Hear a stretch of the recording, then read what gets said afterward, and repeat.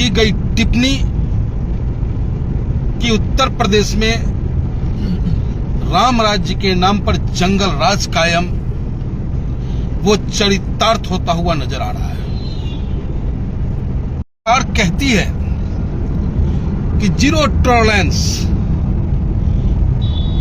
दंगा नहीं हो सकता, कोई माहौल नहीं बिगाड़ सकता।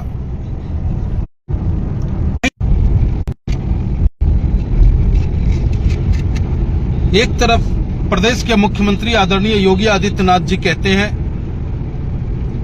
कि दंगा और दंगाइयों की खैर नहीं,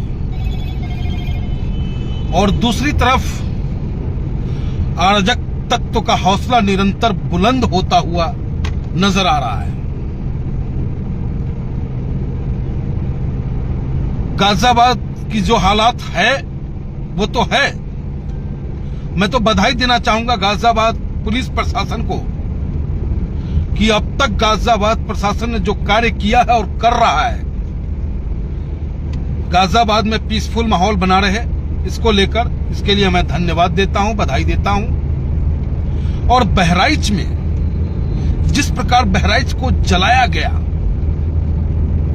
बहराइच में जिस प्रकार से माहौल को बिगाड़ने का प्रयास किया गया, उसका पुरजोर विरोध करता हूं और इसकी पूरी जिम्मेदारी बहराइच के प्रशासन की है।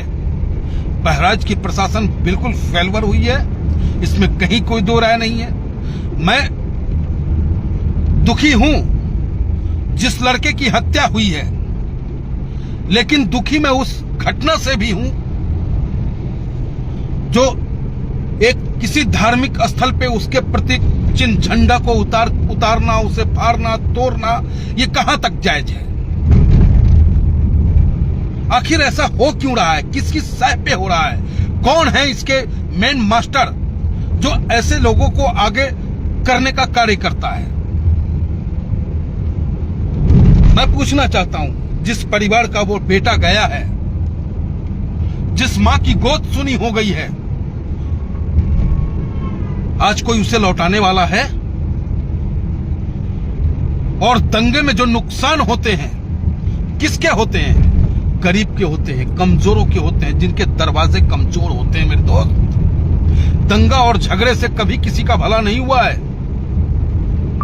और हमेशा दंगों में नुकसान उन्हीं का हुआ है जिनके घर के दरवाजे कमजोर होते हैं, जो रोजमर्रा मजदूरी करके अपने परिवार का भरण पोषण करने का कार्य करते हैं, और जो अपने आप को मास्टरमाइंड होते हैं, वो मजबूत दीवारों के, मजबूत दरवाजों के अंदर होते हैं। उनके कनस्तर में इतना आटा होता है कि महीनों शहर जलता रहे और बंद रहे तो भी उन्हें कोई फर्क नहीं पड़ता है। तो मेरी अपील है बहराइच के तमाम उन लोगों से जो अमन पसंद हैं, जिन्हें शांति चाहिए, जिन्हें रोजगार चाहिए, जिन्हें अपने बच्चों को का जीवन यापन करना है, उन सब से मेरी अपील है कि आप किसी के बहकावे में ना आए और शांति से इस भयानक समय से निकलने का प्रयास करें, क्योंकि लड़ाई से कभी किसी का भला नहीं हुआ है। और प्रशासन से अनुरोध करता है ऑल इंडिया मजलिस इत्तेहादुल मुस्लिमीन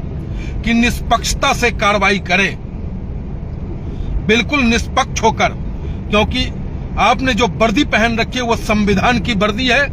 और जिस तरीके से कई फोन आ रहे हैं वहां से, वो फोन कहीं ना कहीं प्रशासन के ऊपर उंगली उठाने के लिए बाध्य कर रहा है। इसलिए आपसे अनुरोध है वहां के एसएसपी महोदय से, वहां के डीजी महोदय से, लखनऊ डीजीपी महोदय से, कि वहां बिल्कुल निष्पक्ष जांच हो। जो भी दोषी है, चाहे वो किसी भी समुदाय का हो, किसी भी समाज का हो, उस पर कार्रवाई होनी चाहिए। लेकिन निर्दोषों को बेमतलब का परेशान न किया जाए, निर्दोषों पे बिना मतलब के जुल्म न ढाया जाए, यह भी सुनिश्चित करना बहराइच के प्रशासन की जिम्मेदारी बनती है। और पुनः एक बार अपील बहराइच के सम्मानित जनता से, मां बहनों से, नौजवान साथियों से, हिंदू मुसलमान से, कि मेरे भाई, हम सब भाई हैं, इसलिए लड़ाई से किसी का भला नहीं हुआ है। बार बार मैं कहता हूं, हम अपने मजहब को अपने तरीके से मानते हैं, आप अपने मजहब को अपने तरीके से मानते हो, और कोई भी मजहब आपको लड़ने के लिए नहीं कहता है।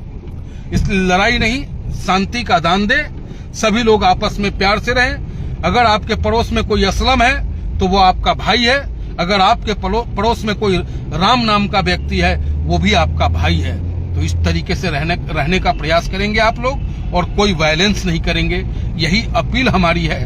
और शांति व्यवस्था बनी रहे, उत्तर प्रदेश की यही खूबसूरती है। जय हिंद, जय भारत, हिंदुस्तान जिंदाबाद। बैरिस्टर असदुद्दीन ओवैसी साहब जिंदाबाद। बहराइच की सम्मानित जनता जिंदाबाद।